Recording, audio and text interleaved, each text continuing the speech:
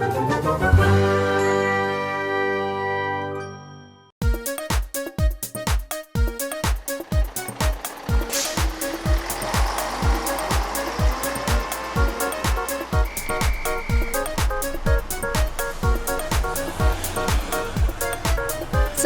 આપણે ક્યારે બીચ પહોંચીશું? ગટ્ટુ, મને ખબર છે તમે બધા એક્સાઇટેડ છો. થોડી વેઇટ કરો, હમણાં પહોંચી જઈશું. હા, વેઇટ કર્યા પછી બીચ જોવાની મજા જ જુદી છે. બીચ એવી જગ્યા છે જ્યાં જમીન અને પાણી મળી જાય છે. હવાઓ ગીતો ગાય છે અને સૂરજ એ તો પાણીમાં ડૂબી જાય છે. અને બીચ ઉપર આપણે ઘણું બધું કરી શકીએ છીએ.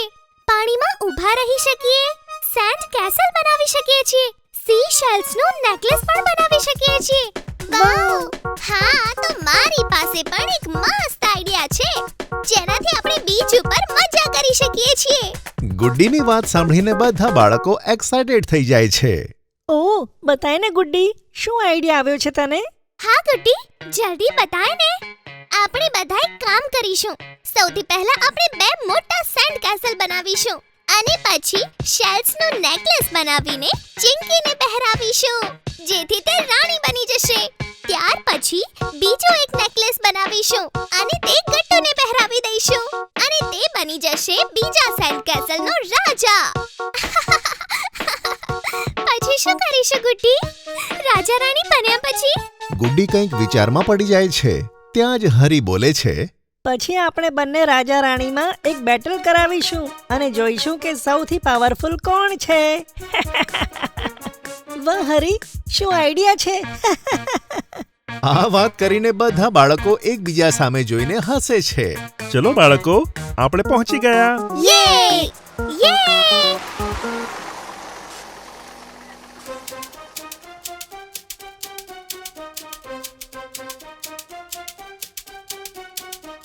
આખી દુનિયાનો કચરો આ બીચ ઉપર આવી ગયો છું. તેને તો સાફ કરવો પડશે. આવા કચરામાં આપણે આપણો માટીનો મહેલ કેવી રીતે બનાવીશું અને કેવી રીતે રમીશું રાજા રાણીની ગેમ? થોડું ગંદુ તો છે, પણ આપણે કચરાથી દૂર રહીને મજા કરીશું. તું ચિંતા ના કરીશ ગટ્ટુ. બાળકો, બહુ દૂર ન જતા અને જો પાણીમાં જવું હોય તો મારી સાથે આવજો. હા સર.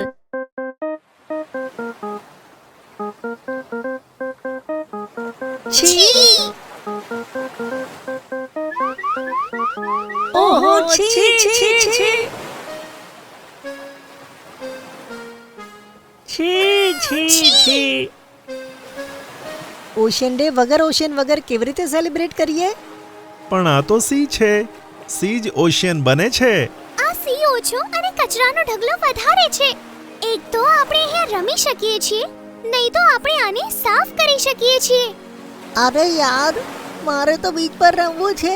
હમણાં ઘરે જઈશ તો મમ્મી કહેશે, બંટી તારો રૂમ સાફ કર.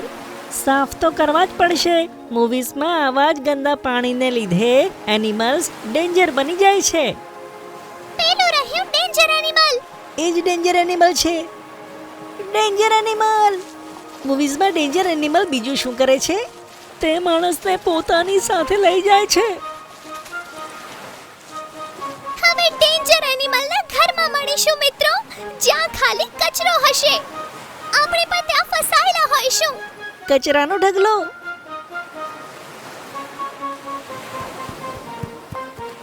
તે આપણા માટે તેને ખતરામાં નાખી રહ્યો છે.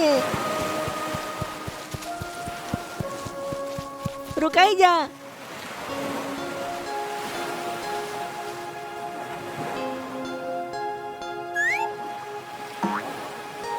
અરે, આ તો કાચબો છે. તે આપણી ઉપર હુમલો નહોતો કરતો. તેને તો આપણી મદદની જરૂર હતી. હા, આ કેટલો ક્યુટ છે. આ બિચારો આ બીચના કચરામાં ફસાઈ ગયો હશે. તેનો મતલબ કે બીજા પ્રાણીઓ પણ આવી રીતે ફસાઈ જતા હશે ને? આ તો કેટલી ખોટી વાત છે. આપણે આપણા મજા માટે બીચ ઉપર કચરો ના ફેલાવવો જોઈએ. વિચારો, જો આપણે આપણા ઘરમાં કચરો ફેલાવીએ તો મમ્મી આપણને કેટલું બોલે છે. અને એમ પણ આ બીચ અને પૃથ્વી પણ આ એનિમલ્સનું ઘર જ છે ને. મિત્રો, આપણે ઝઘડો બંધ કરવો પડશે અને આ બીચને સાફ કરવો પડશે. આ આપણો કચરો છે અને તેના કારણે આ પ્રાણીઓને તકલીફ પડી રહી છે. તે ખૂબ જ ખોટું છે.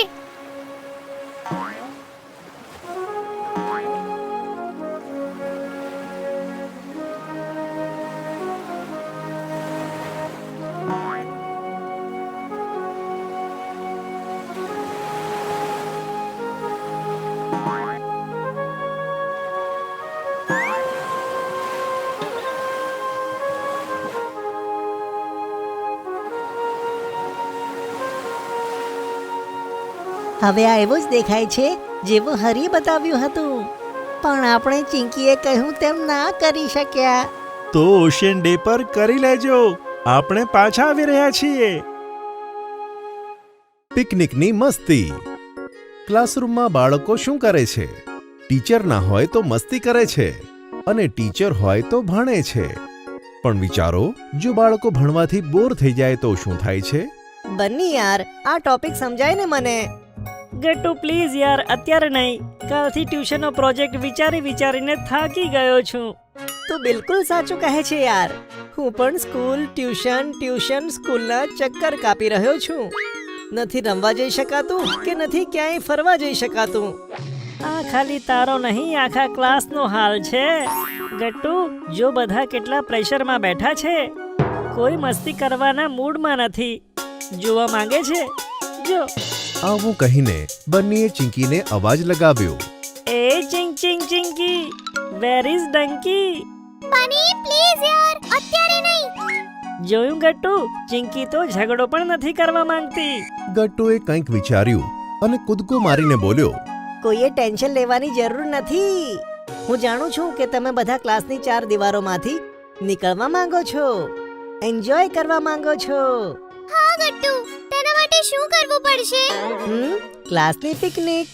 એમે કોરોના પછી આપણી ક્લાસ ક્યાંય બહાર નથી ગઈ. યે! પણ મિશ્રા સર નહીં માને. તેમને તો પોર્શન કમ્પ્લીટ કરવો છે. તમે તેની ચિંતા ના કરો, બસ હું કહું છું તેવું કરો. ગટ્ટુએ બધાને પ્લાન બતાવ્યો અને મિશ્રા સર ક્લાસમાં આવ્યા. Welcome sir. થેન્ક્સ બાળકો. અરે પણ તમારી એનર્જીને શું થઈ ગયું? સોરી સર, પણ અમને પણ તમારી એનર્જી ડાઉન હોય તેવું લાગે છે. હા, રોજનું એ જ રૂટીન. ચલો કોઈ નવું પુસ્તક નીકાળો. આજે આપણે કવિતા શીખવાની છે ને. પછી સર કવિતા ભણાવવા લાગ્યા. ચકલી ચાંચમાં લાવી દાણો, દાણો ચાંચમાંથી છૂટી ગયો. દાણા ચોરવા ગયા છોકરાઓ પણ ઝાડ બનીને છૂટી ગયું. બની, બતાય શું સમજ્યો? સર, દાણામાં એટીટ્યુડ હતું. અને આ સાંભળીને આખો ક્લાસ હસવા લાગ્યો. અરે બાપ રે, ખૂબ જ ખરાબ હાલ છે. અરે બન્ની, મોબાઈલ થોડો ઓછો જો. ચિંકી તું બતાય. સર હું કહું? ઠીક છે ગટ્ટુ, બોલ. સર, ચકલીએ ક્યાંકથી પોતાના બાળકો માટે દાણા, જેને આપણે અનાજ કે બીજ કહીએ છીએ, તે લાવી હશે. પણ અચાનક ચકલીની ચાંચ ખુલી ગઈ અને તે બી નીચે પડવા લાગ્યા. અમારા જેવા તોફાની બાળકો તે બીજને કેચ કરવા ભાગી જ રહ્યા હતા. ત્યાં જ બીજ જમીન પર પડી ગયું અને તે બીજમાંથી એક ઝાડ તૈયાર થયું. બાળકો દાણા ભૂલી ગયા અને ઝાડ સાથે રમવા લાગ્યા. વાહ ગટ્ટુ, શાબાશ. બન્ની, તું કેમ ના બતાવી શક્યો? સર, બન્ની બસ ઘરમાં પુરાયેલો રહે છે. ટ્યુશન કરે છે, એક્સ્ટ્રા ક્લાસીસ જાય છે, મોબાઈલ જુએ છે. પછી તે નેચર કેવી રીતે દેખી શકશે સર? વાહ ગટ્ટુ, શું આઈડિયા આપ્યો છે. બાળકો, તમારા જેવી જ મારી હાલત થઈ ગઈ છે. હું પણ ઘણા દિવસથી બહાર જઈને નેચરને નથી મળી શક્યો. આપણે એક કામ કરીએ, આ કવિતા નેચર પાસેથી જ સાંભળીએ કે ઝાડ કેવી રીતે તૈયાર થાય છે. એટલે સાહેબ, આપણે શું કરીશું? એટલે કે આપણે પિકનિક જઈશું. પછી શું હતું? બસમાં બેસીને ગટ્ટુ ચિંકીની ક્લાસ પિકનિક મનાવવા માટે બીજા દિવસે નીકળી પડ્યા. શહેરથી દૂર કુદરતની નજીક કોઈ સ્ટ્રોબેરીના ખેતરમાં એક નાનું પિકનિક પ્લેસ બનાવ્યું હતું. લીલા લીલા ઠંડી હવાના મુલાયમ પહાડ હતા અને ચારે બાજુ ખુલ્લું આકાશ હતું. જમીન ઉપર પગ મૂકતા જ બધા બાળકોની અંદર એક્સાઇટમેન્ટ ભરપૂર થઈ ગઈ. અરે વાહ, શું વિઝ્યુઅલ છે, શું નજારો છે. કેટલો ઠંડો અને ફ્રેશ પવન વાઈ રહ્યો છે. એવું લાગે છે કે આ હવા હું પી જાઉં. ચિંકી, અહીંયા હલકી હલકી રેન ફોલિંગ પણ થાય છે. તેના માટે થોડી જગ્યા રાખ પેટમાં.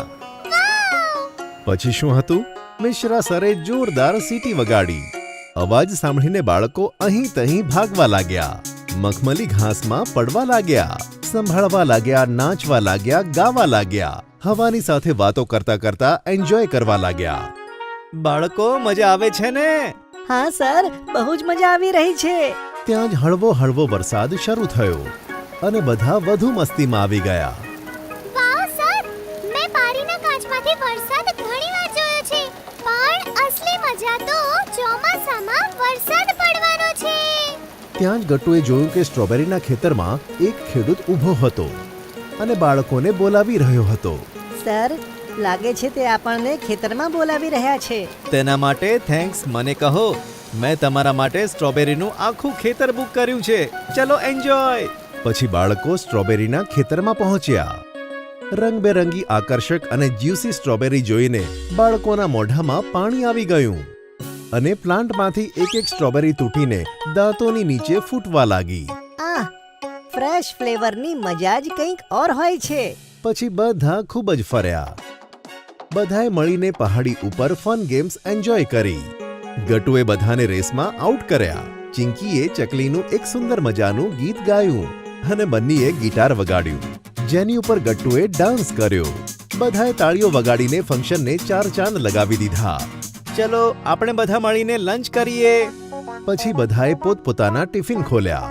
મિશ્રા સરનું ટિફિન સૌથી લાંબુ અને બધા માટે હતું. હું પૂરા 7 દિવસની 7 શાકભાજીઓ સાથે લાવ્યો છું. જેને જે પસંદ આવે તે ખાઈ લો. ગટ્ટુ ચિંકીએ પણ પોતાનું ટિફિન બધા સાથે શેર કર્યું. લંચ કર્યા પછી બધાએ થોડી વાર ત્યાંની ખુલ્લી હવામાં આરામ કર્યો અને પછી મિશ્રા સર બોલ્યા, બાળકો, નેચરનું પુસ્તક સૌથી મોટું હોય છે. તે આપણને એવું શીખવાડી દે છે જે આપણે 4 દિવાલોમાં બેસીને નથી શીખી શકતા. હમણાં જ પેલા ખેડૂતે તમને પ્રેક્ટિકલ કરીને બતાવ્યું કે એક નાના દાણાથી લઈને પાક બનવા સુધીની તેની મુસાફરી કેવી હોય છે. આપણે હજુ પણ જાણીશું અને હજુ પણ ફરીશું, પણ એક વાત હંમેશા યાદ રાખજો. એ શું સર? નેચરનું સદા સન્માન કરો. ગટ્ટુની સાથે બધાએ મિશ્રા સરની આ વાત મનમાં ને મનમાં માની લીધી અને આ રીતે ગટ્ટુ ચિંકીના ક્લાસની પિકનિક ઘણી બધી રીતે સફળ રહી.